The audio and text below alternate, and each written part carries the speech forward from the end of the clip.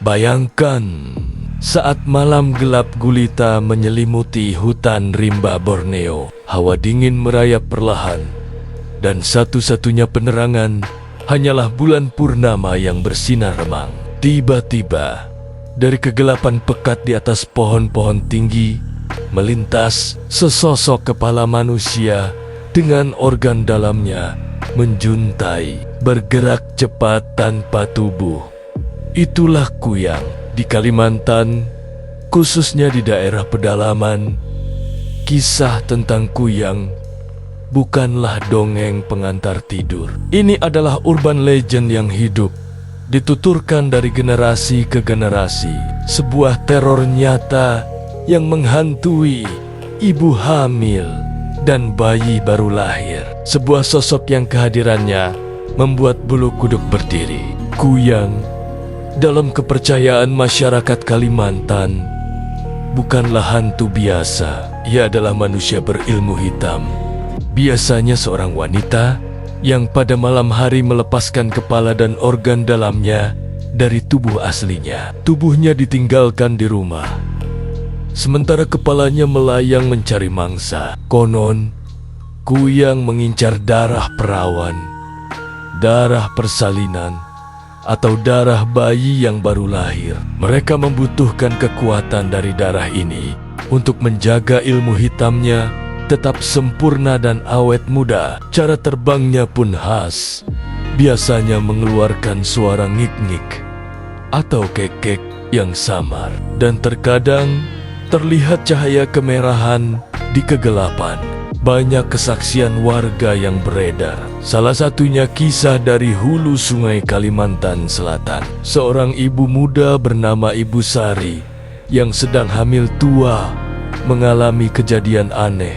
Setiap malam menjelang tengah malam, ia selalu mendengar suara ngik-ngik di atas atap rumahnya. Awalnya ia mengira suara burung, tapi suara itu semakin intens dan berputar-putar. Sampai suatu malam, suaminya melihat bayangan besar melintas di atas rumah, meninggalkan jejak lendir kental di genting. Warga kemudian bergotong royong menjaga rumah Ibu Sari. Mereka tahu itu pertanda Kuyang sedang mengintai. Bahkan beberapa orang pernah menemukan jejak darah aneh di halaman rumah yang mengarah ke hutan. Masyarakat lokal memiliki cara unik untuk mengidentifikasi dan mengusir Kuyang. Jika ada Kuyang yang sedang melayang, organ dalamnya akan terlihat berkedip-kedip atau memancarkan cahaya. Jika ia berhasil masuk rumah, biasanya akan ada bau amis yang sangat menyengat atau bau seperti hangus. Untuk mengusirnya, ada beberapa kepercayaan.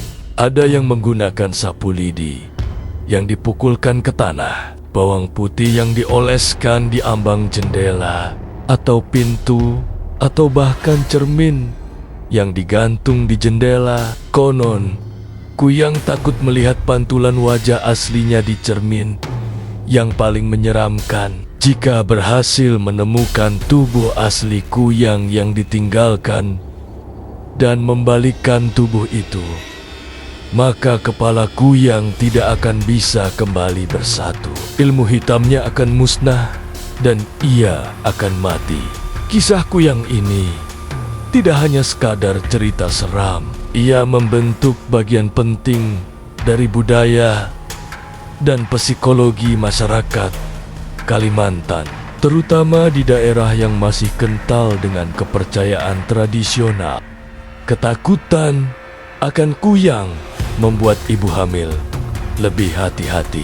Pintu dan jendela rumah selalu terkunci rapat saat malam, dan tradisi menjaga ibu hamil dengan ritual tertentu masih dilakukan. Ini adalah bentuk kearifan lokal dalam menghadapi hal yang tak kasat mata. Meskipun di era modern ini banyak yang meragukan keberadaannya, bagi sebagian besar warga Kalimantan, Kuyang adalah realitas, sebuah entitas gaib yang bergentayangan mencari mangsa di balik kegelapan malam. Jadi, Apakah kuyang itu benar-benar ada atau hanya sebuah bentuk histeria kolektif yang termanifestasi dalam cerita rakyat? Satu hal yang pasti, di setiap sudut hutan dan di setiap rumah panggung di Kalimantan, kisah kuyang terus hidup menjadi pengingat bahwa ada hal-hal di dunia ini yang mungkin tak bisa dijelaskan logika, tapi nyata adanya bagi mereka yang mengalaminya.